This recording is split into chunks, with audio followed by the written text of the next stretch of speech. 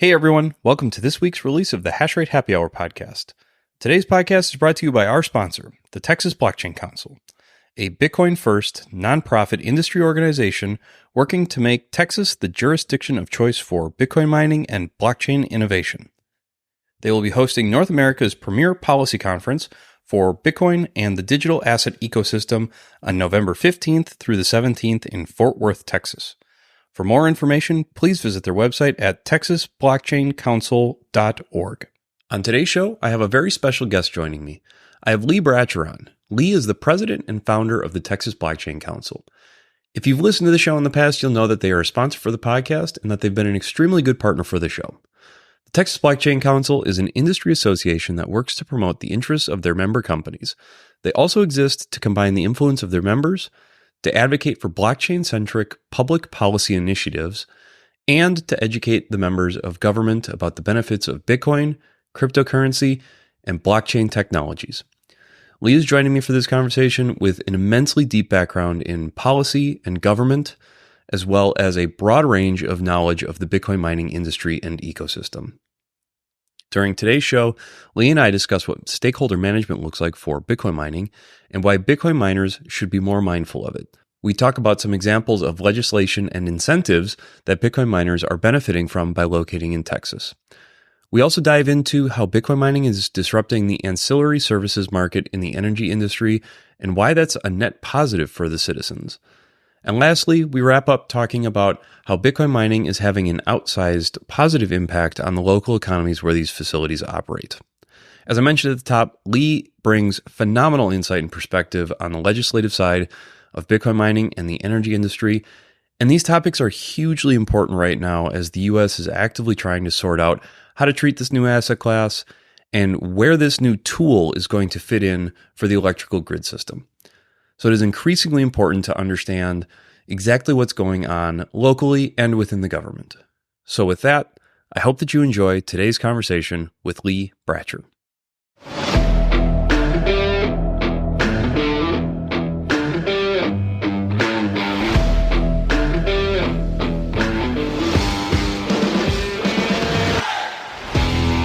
Hey everybody, welcome back to the show. Like I said in the introduction, I'm here with Lee Bratcher, the president and founder of the Texas Blockchain Council. Lee, welcome to the show.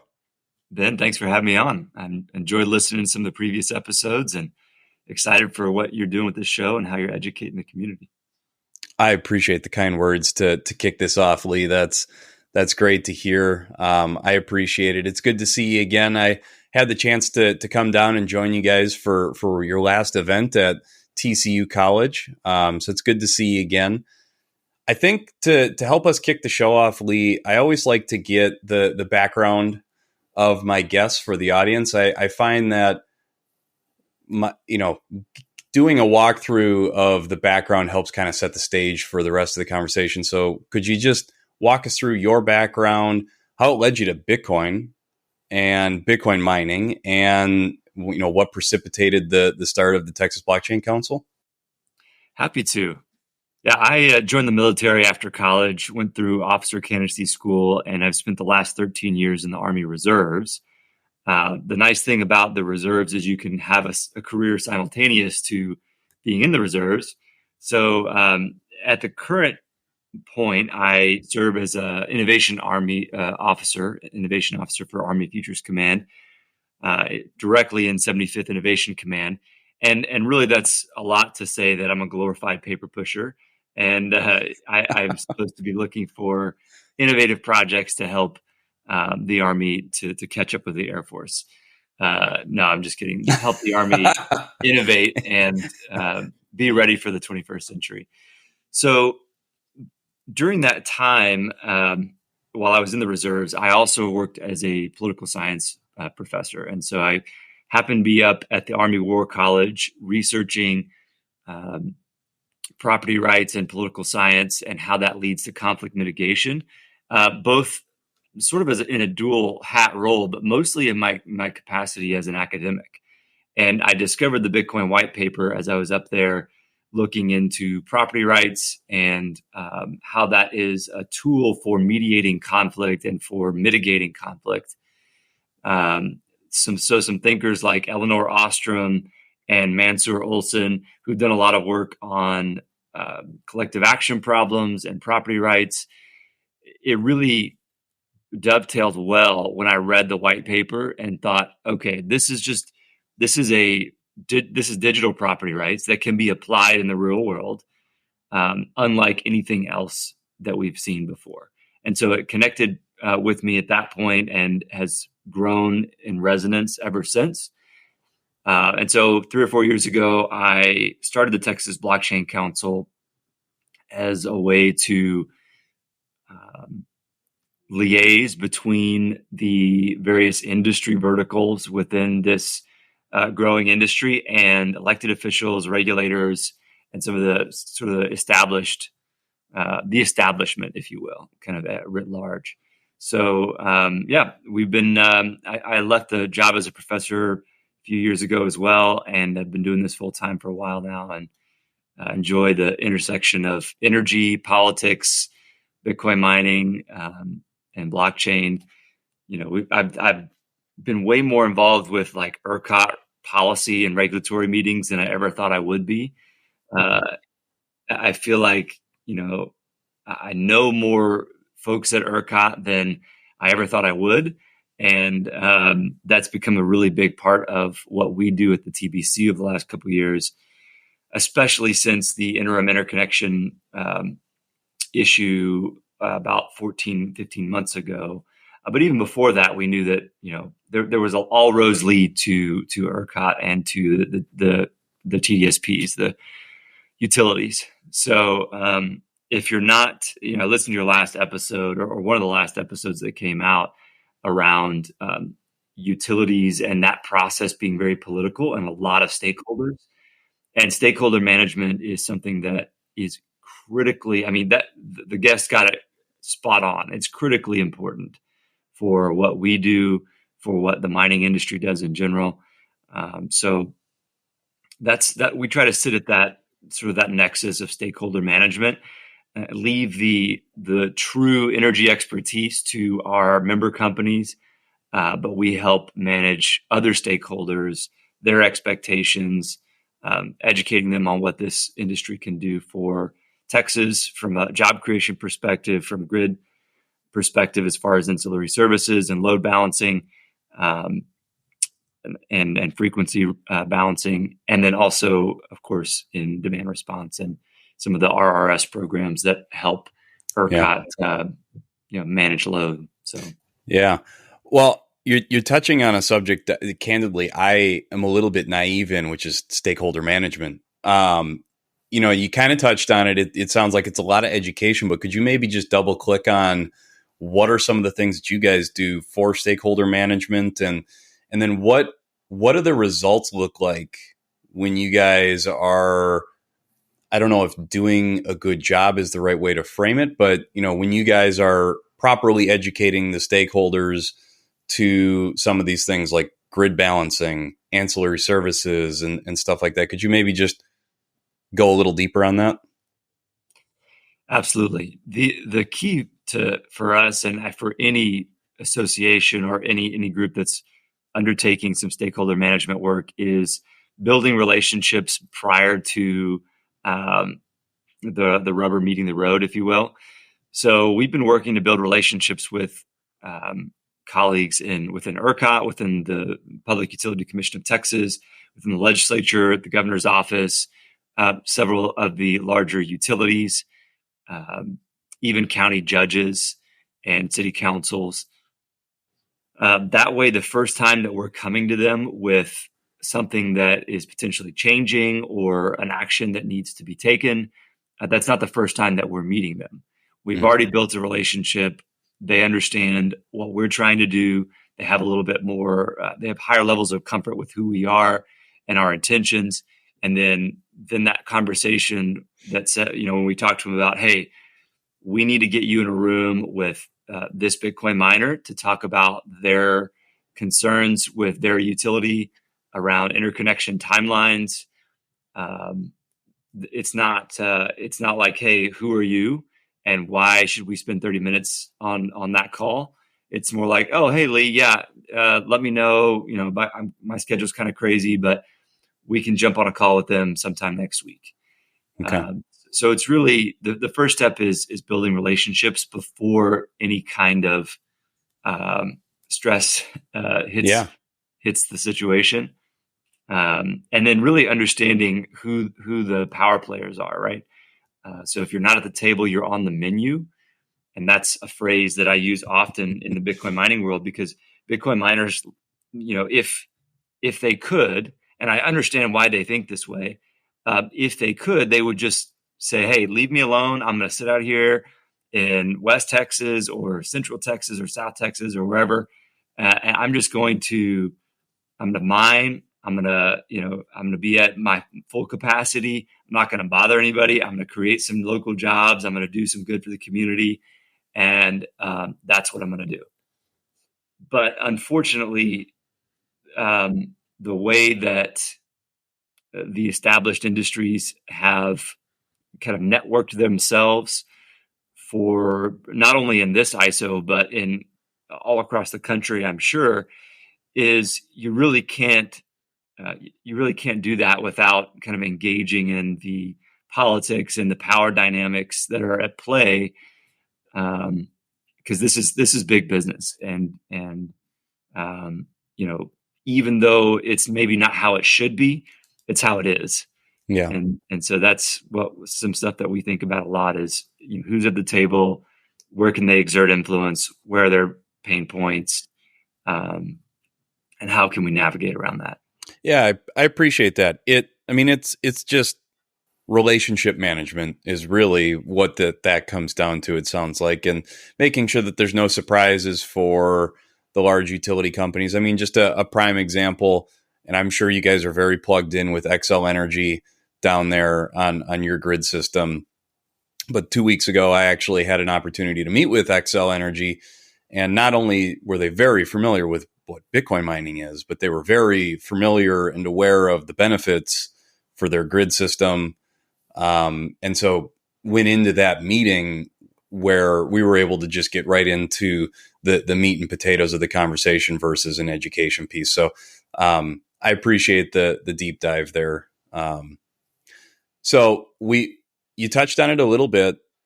I'd love for you to just give what is the Texas Blockchain Council's mission and how you guys are doing that. So maybe just go a little deeper on your organization and how you guys are doing what you're doing. Yeah, we're a nonprofit trade association. So we're a 501c6, which is similar to a chamber of commerce. So we don't take donations. So what I'll say is donations are not tax deductible for a 501c6 because we get involved with politics. So the statutes are written such that we are still a nonprofit, but we operate like a traditional corporation in that, we have a P&L. Our revenue comes from primarily memberships and events, but other kind of content that we can create as well. And we interact a little bit differently than what people most would think of when they think of a nonprofit that's like a 501c3 or a charity. And so with Bitcoin mining, we found some product market fit because it's a new industry. There is a lot of regulatory work that needs to be done, a lot of policy work, and a lot of advocacy, lobbying, and political work as well.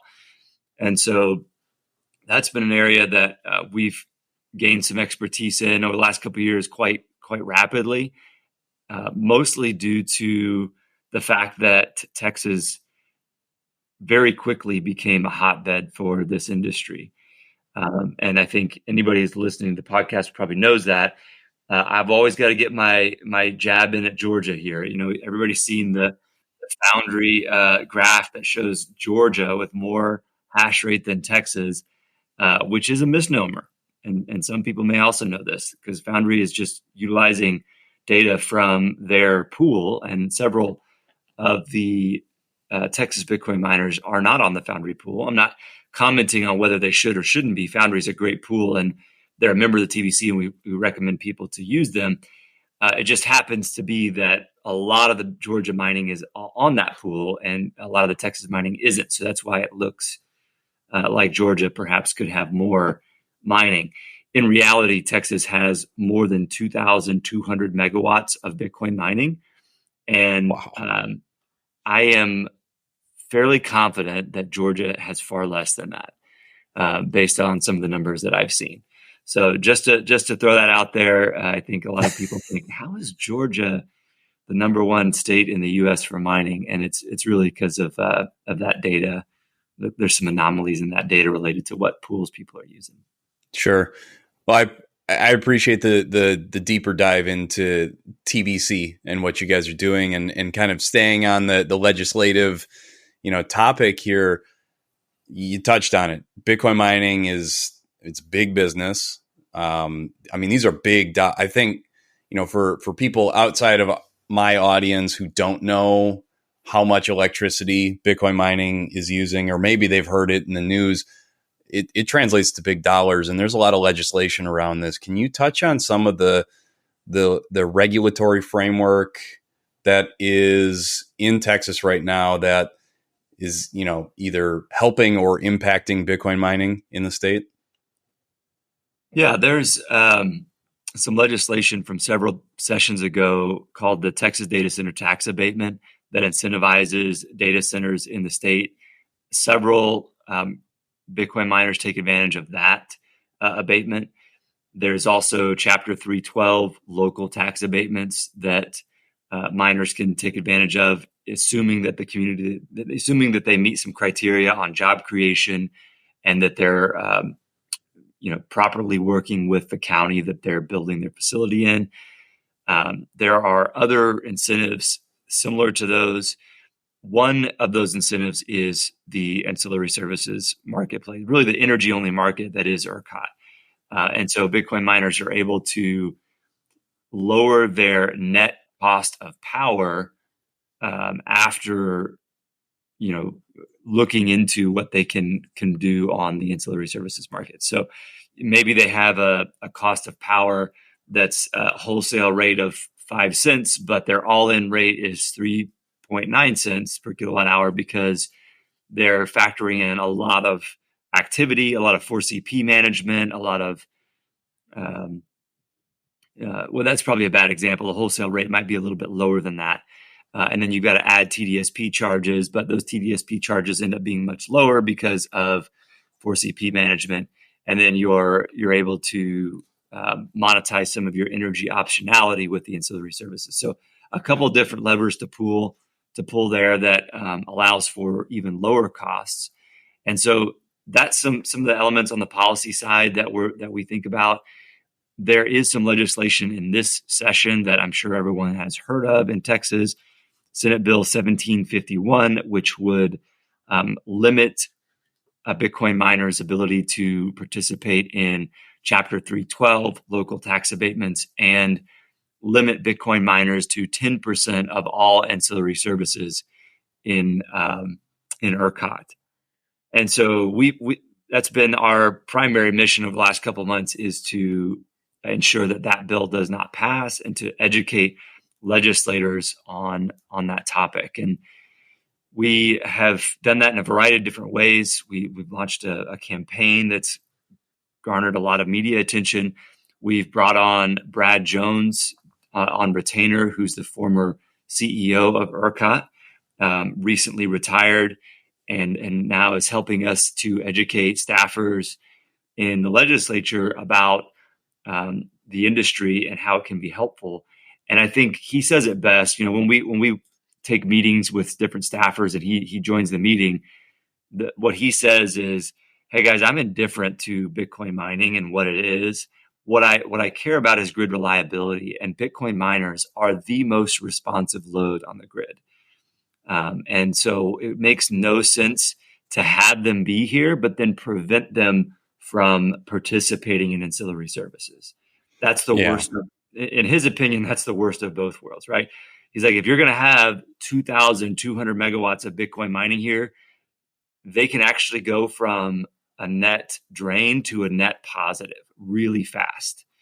And so by limiting their participation in ancillary services, you're really taking away that net positive. Not fully taking away. It's still a net positive even without that, but you're really taking away one of the strongest arguments for Bitcoin mining in Texas or anywhere is their rapid response rates and their ability to respond to price signals. As Bitcoin miners respond to price signals, they're actually one of the few loads in the marketplace that can respond so rapidly to those price signals.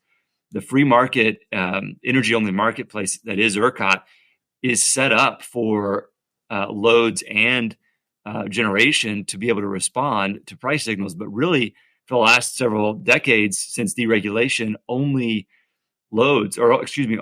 generation has been able to be that price responsive. And so when you have price responsiveness on both sides of the supply-demand equation, it is a huge net benefit for the grid. So that Senate bill, we don't expect that to pass. By the time the show airs, we'll know whether it has or hasn't. May 29th is the last day of the Texas legislative session. So we've done a lot of work to ensure that bill does not pass, but we're also keeping our eyes open to ensure that some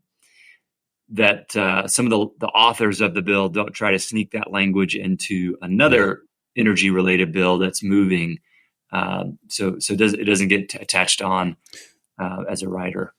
Yeah. And for the audience, Lee and I are recording this episode on May 10th. So, by the time this airs, like he said, we should have clarity on that.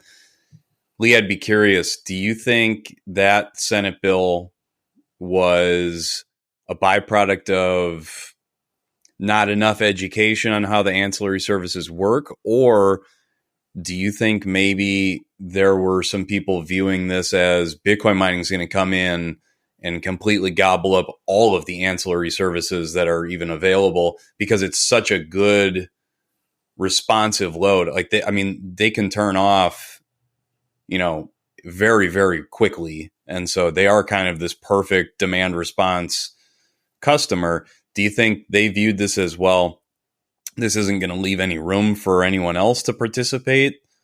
Or was it a lack of education? I'd love for you to comment on that if you can. Yeah, it's a little bit of both, right? It's the staffers and the legislators. Some of them are very attuned to ERCOT practices and the way that marketplace functions, and some are not. So it was a little bit of lack of education, but primarily the latter point that you mentioned, which was, and it goes back to stakeholder management, which you talked about earlier in the podcast.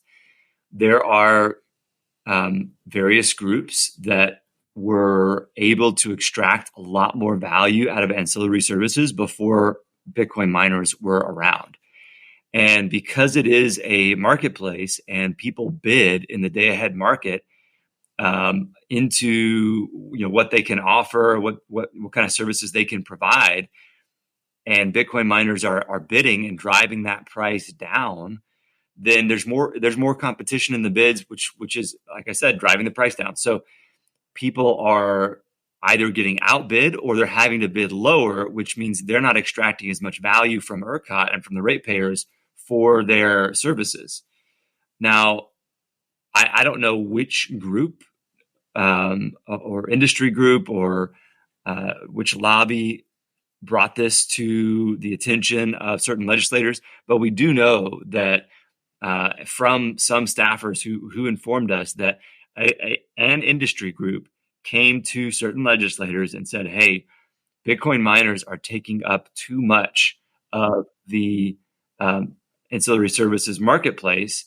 And this was their attempt to fix the deck in their favor so that they could then extract more value and bid higher.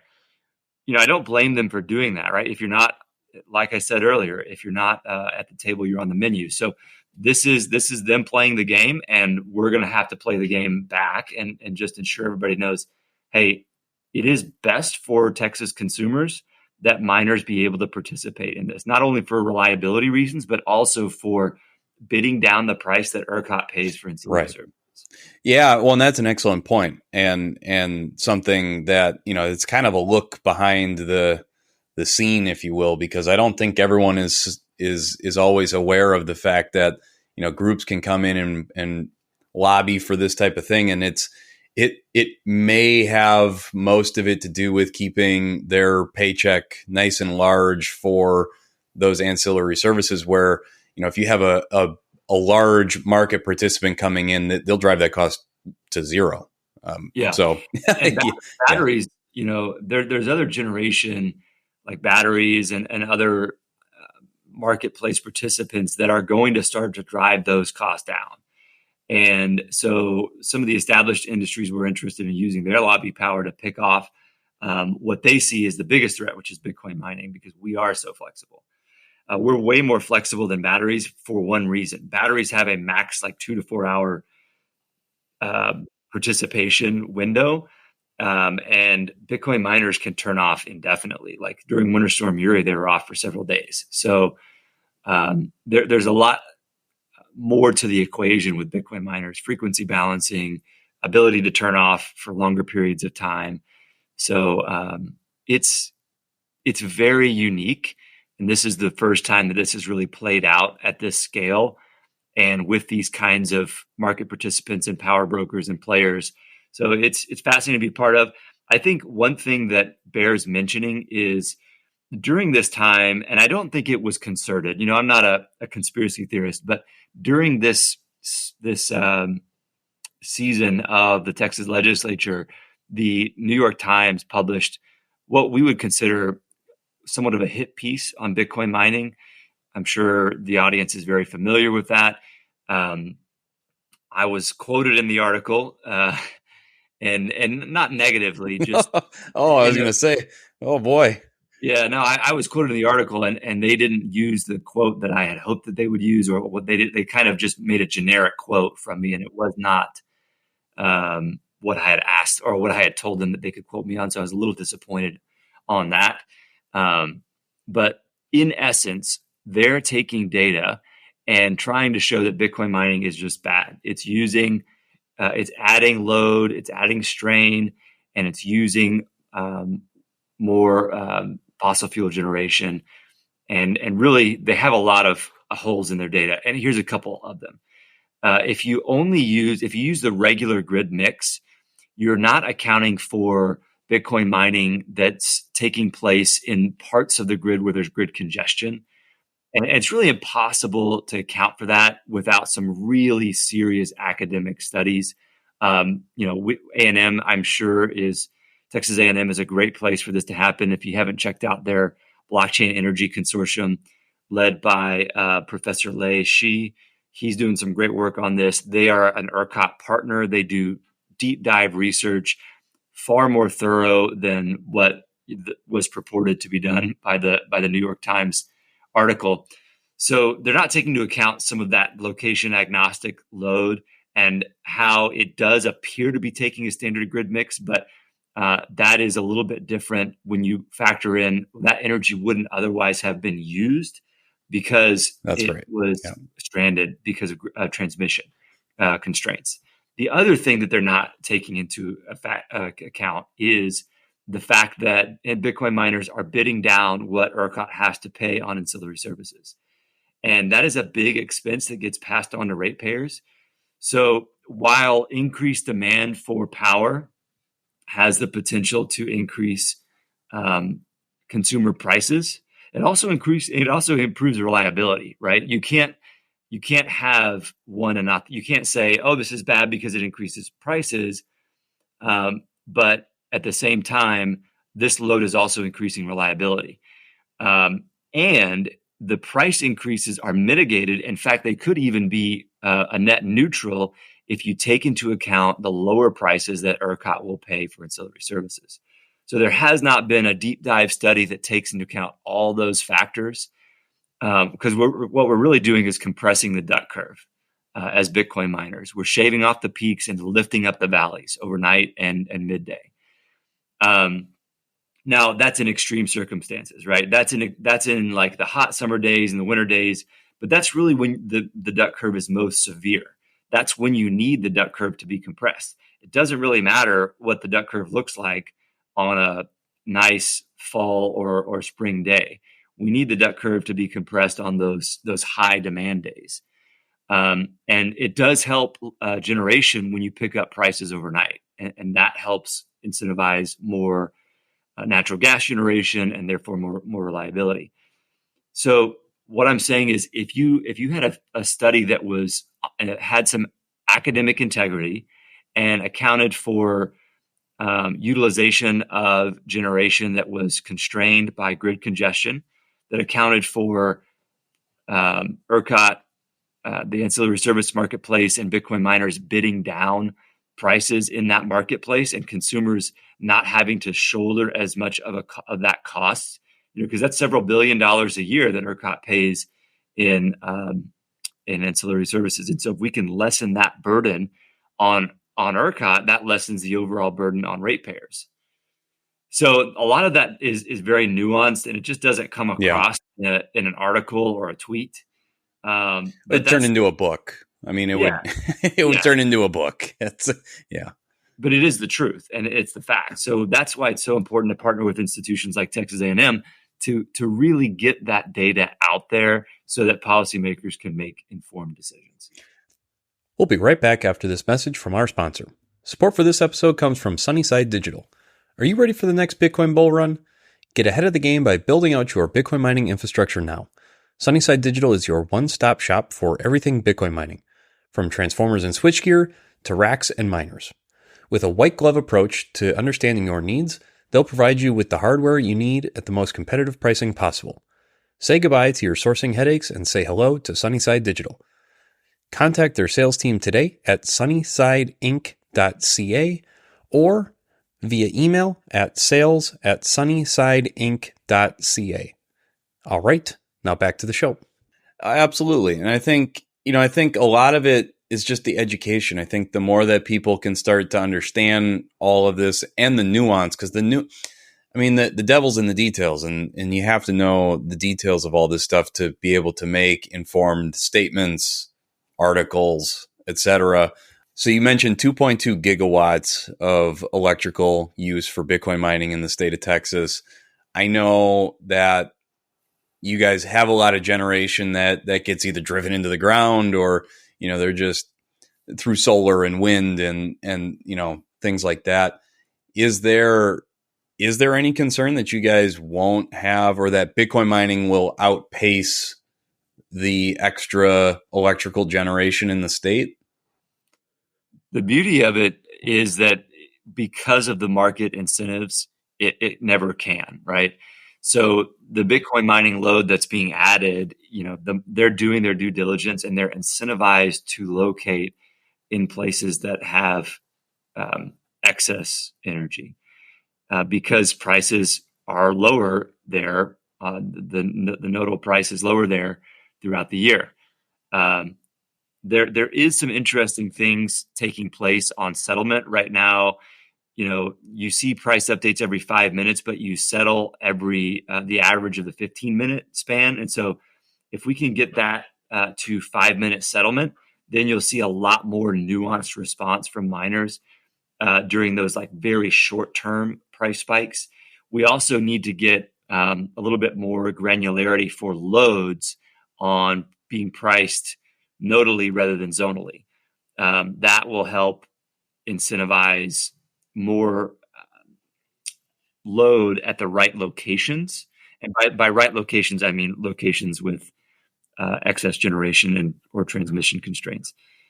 Because you want load on the opposite side of the constraint, the opposite side of the population center or the power draw, to help balance that out. So those two things will be very helpful. But even without that, you still have the price, the function that is a great signal to Bitcoin miners.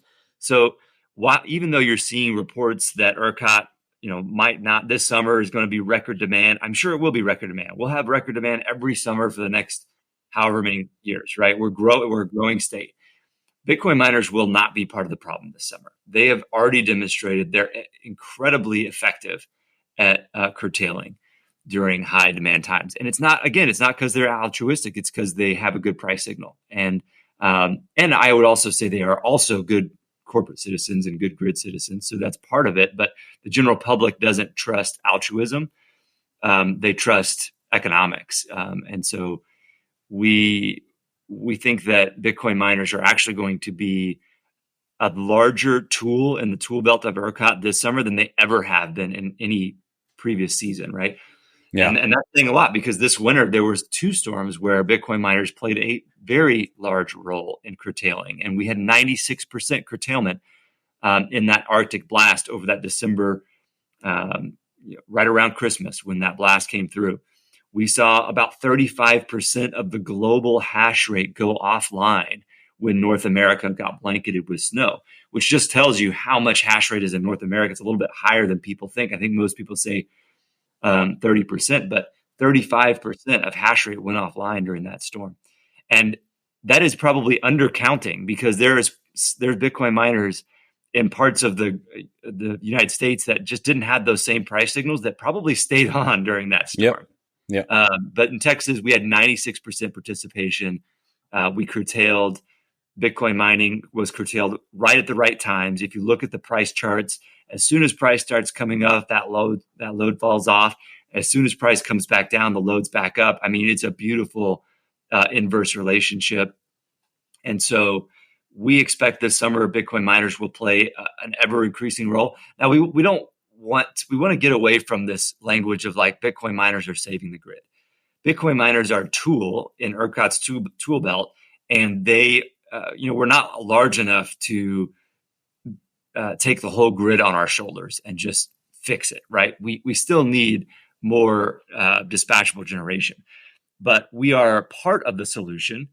But batteries are also part of the solution. We're a more cost-effective part of the solution than batteries are, but that's for investors to figure out, and not for me to debate.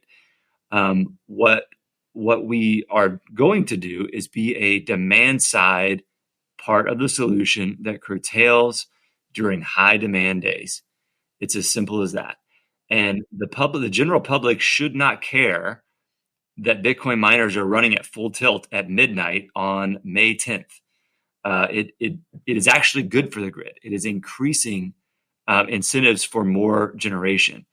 It is picking up the troughs of the duck curve. The only time that that the public should care about what Bitcoin miners are doing is during those peak days, a few times a year, and increasingly it'll probably be a lot of times a year. It'll probably be as Bitcoin miners and batteries are more a larger part of the mix. We could see this more frequently, but it's okay, because we want to see that this is a more efficient marketplace. This is a more efficient utilization of resources. Absolutely. So I expect this summer, there will be countless occasions, maybe 20, 30 days, when Bitcoin miners are an active curtailment, not only for those that are bid into ancillary services, but even those that are just taking the spot price. For those that are bid into ancillary services, oftentimes they have to remain on until ERCOT dispatches them. So you will typically see the spot price takers turn off prior to any ancillary services getting called on. And now that varies depending on people's economics. But we have seen that before. And it also depends on which ancillary services bucket are they in. Are they in LR, CLR, or some of the responsive reserve buckets, or are they in non-spin, or reg up or reg down? I mean, I don't think really miners play in that world as much, but definitely non-spin and the multiple RRS categories are pretty common players. And it's really common for a miner to have part of their load bid into those, and the other part is just taking the spot price. Yep. We see that pretty frequently as well. Yeah. So, I don't even know what question you asked, Ben, but that was a really long answer. I loved it. And I appreciate that. I was asking if, Texas really stands to maybe top out, as far as like Bitcoin mining energy consumption versus what the state can produce. I think you nailed it perfectly. It's a free and open market, and the pricing, first and foremost, is going to dictate to miners where they should be locating. If the price isn't signaling correctly, they're not going to locate there.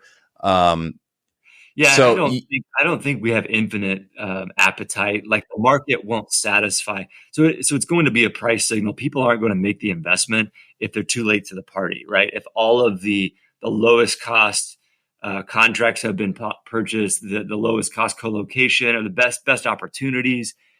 I think in Texas we probably max out around 4,000 megawatts a couple years from now. That'll still be that'll be massive, right? And that's huge. That's big. Yeah, that's bigger than most states. That's more power than most states use. So it's really, really big, but it's not infinite. Yeah. There were a lot of eyeballs on ERCOT demand response and Bitcoin mining during those winter storms that you referenced. Are you, with Texas Blockchain Council, are you guys fielding or working outside of the state to maybe start modeling? You guys really did set a very good example of how this can be used and leveraged. And 96% curtailment on 2.2 gigawatts, that's going to provide a lot of power for a lot of people when they most need it. Are you working with other states, other groups, other grid systems to maybe map this out to expand out of Texas? Well, we do share best practices with several other state associations. I would say each ISO is different, and so while the true expertise here doesn't lie within the TBC, right? We are a stakeholder. We're an education advocacy group, and we bring stakeholders together. We're a connector. The true expertise is with the grid operator and the utilities. So I do know that the experts within the grid operator and utilities are having conversations with other subject matter experts in other ISOs. And we've helped to facilitate some of those conversations, and sometimes they happen organically, which we really appreciate and are glad that that's happening. So that's really where I think the information sharing needs to take place.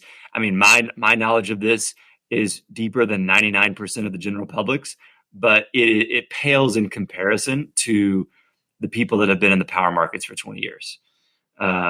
So what we just have these relationships with deep subject matter experts that are so deep in their subject matter expertise that they have very little network. And so we're able to connect them or maybe put the pieces together, and then we let them do their magic. Oh, okay. I appreciate that. I'm excited by the fact that you guys are setting such a good and clear example for how powerful Bitcoin mining can be, because as I'm having these conversations for the podcast and in my work, I'm finding that this is becoming more and more just an infrastructure and utility conversation, and that it's almost moving beyond Bitcoin and Bitcoin mining. It's just a tool. So I appreciate that. I'd love to maybe start to go into more of the economic side of Bitcoin mining, especially in Texas. What role are you seeing for Bitcoin mining in the broader Texas economy? Is this, as far as job creation and economic incentives, could you maybe touch on that too? Yeah, it's a great question. It's one that we lead with pretty frequently when we're dealing with elected officials and we're working with them, because they understand job creation and tax revenue. And Bitcoin mining is creating a lot of jobs, contrary to public opinion, right? When you put a 200 megawatt facility somewhere, you create a lot of jobs. Now, you may only be manning that facility with 3 shifts of 8 people a day or 6 people a day that are actually doing data center management. But you've created security officer jobs. You've created a huge increase in demand for trade skills and electricians and plumbing. And beyond just the construction phase, a lot of this stuff is continual. The construction phase is certainly plussed up, But when you talk about maintenance and other things, you need a continual job base. So we've seen 2,000 direct jobs created in the state of Texas by Bitcoin mining. And more importantly, 20,000 indirect jobs. So that can be contract jobs, that can be jobs that are sort of on the periphery, on the periphery of the industry. And so we also see that Bitcoin miners are in the top employer in 2 Texas counties, and the second top employer, or the second largest employer in another 2 Texas counties. So very, very good for rural Texas. For probably, we have 254 counties in Texas, so quite a few, but there's about 10 Texas counties that have really benefited from large scale facilities being located in their county. And so once we have more data on the tax side of things, we'll also be able to tout those numbers as well. But Bitcoin miners pay franchise tax. They pay, some of them pay sales tax. Depends on it, how large their facility is, how many jobs they created, and what kind of abatements they were able to get.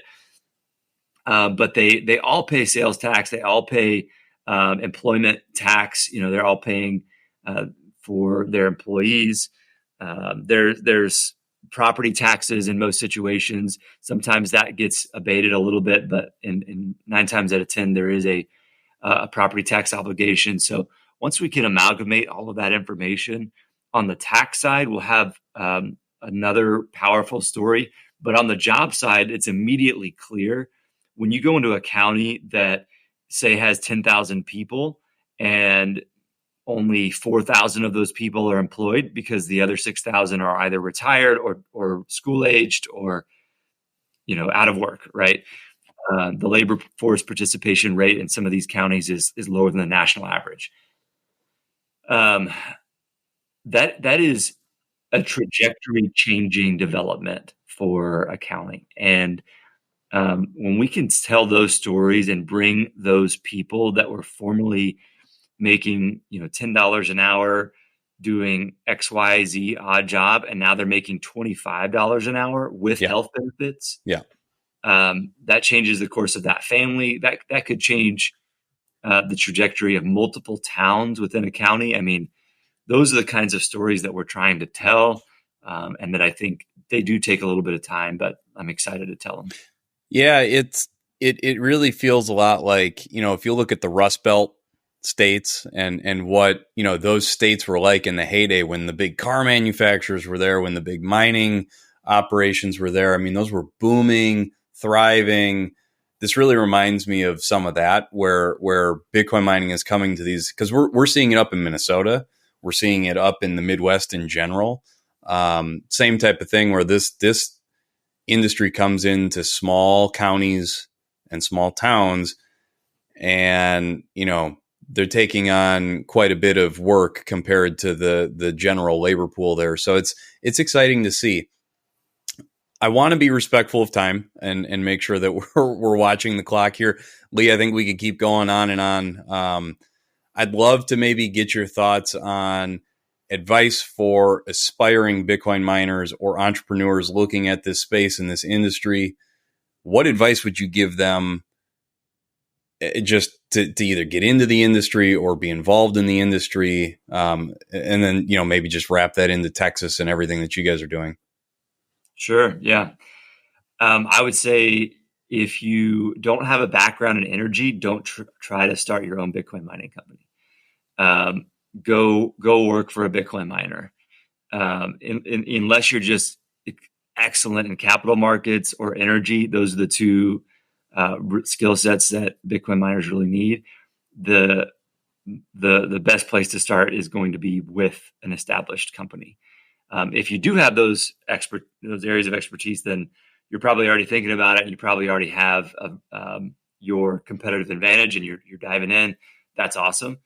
But for those that don't have those backgrounds, there are a lot of great jobs with the existing miners where you can move up the ranks really fast.